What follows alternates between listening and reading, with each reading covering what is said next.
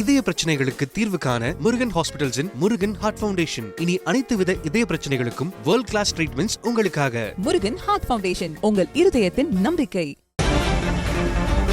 விஜயின் பேச்சுக்கு திமுக எதிர்வினை ஆற்றியிருக்கிறது. கரூர் சம்பவம் ஒன்றே போதும் என்று TKS இளங்கோவன் பேசியிருக்கிறார். விஜய் பொய் பரப்புரை செய்கிறார் என்றும் TKS இளங்கோவன் தெரிவித்திருக்கிறார். கரூர் சம்பவம் ஒன்றே போதும் என்றும் TKS இளங்கோவன் தெரிவித்திருக்கிறார்.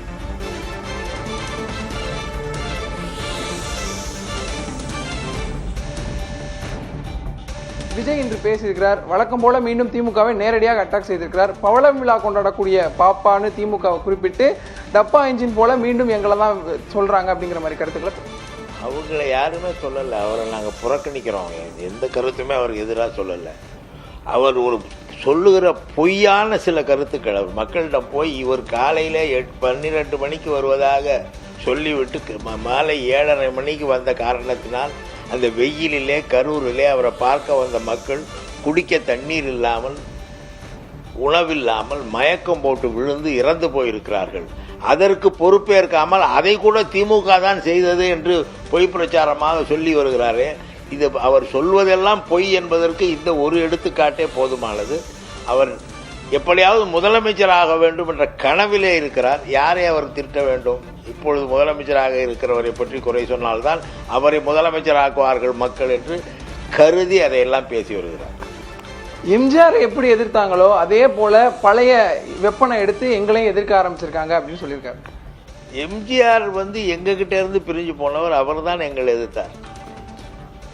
எம்ஜிஆரை இவரோடு எம்ஜிஆரை ஒப்பிடுவதே தமிழ்நாட்டு மக்களுக்கு இது இவருடைய பைத்தியக்காரத்தனம் என்பது தெரியும். எம்ஜிஆர் மக்களுக்காக வாழ்ந்தவர். எம்ஜிஆர் தன்னுடைய திரைப்படங்களில் கூட கொள்கைகளை சொன்னவர். ஆனால் இதுவரை இவருடைய கொள்கை என்ன என்பதை பற்றி பேசாமல் திமுகவை திட்டுவதுதான் தன்னுடைய கொள்கை என்று பேசிக் கொண்டிருக்கிற ஒருவர் எம்ஜிஆரோடு ஒப்பிட்டால் என்ன? எம்ஜிஆர் யார், இவர் யார்? முக்கியமா திருவள்ளுவர் இந்த காலத்துல இருந்தா திமுகவுக்கு ஒரு குறள் எழுதியிருப்பார். அந்த குறள்ல அநீதி அராஜகம் தில்லுமுள்ளு இவையெல்லாம் திமுக முதற்றே உலகு அப்படிங்கிற மாதிரி திருவள்ளுவரோடு ஒப்பிட்டு இந்த குறளை திமுகவுக்காக திருவள்ளுவர் எழுதியிருப்பார் அப்படிங்கிறத விஜய் சொல்லியிருக்காரு. நீதி நாங்கள் வழங்குவதில்லை, நீதிமன்றம் வழங்குகிறது.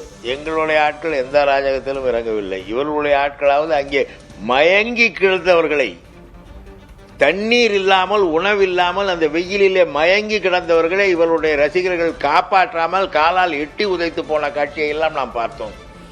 எது அநீதி எது அக்கிரமம் என்பதை மக்கள் பார்த்திருக்கிறார்கள். இவர் எங்களை பற்றி அப்படி சொல்லக்கூடாது. இவருடைய ஆட்கள் அப்படி இருந்திருக்கிறார்கள்.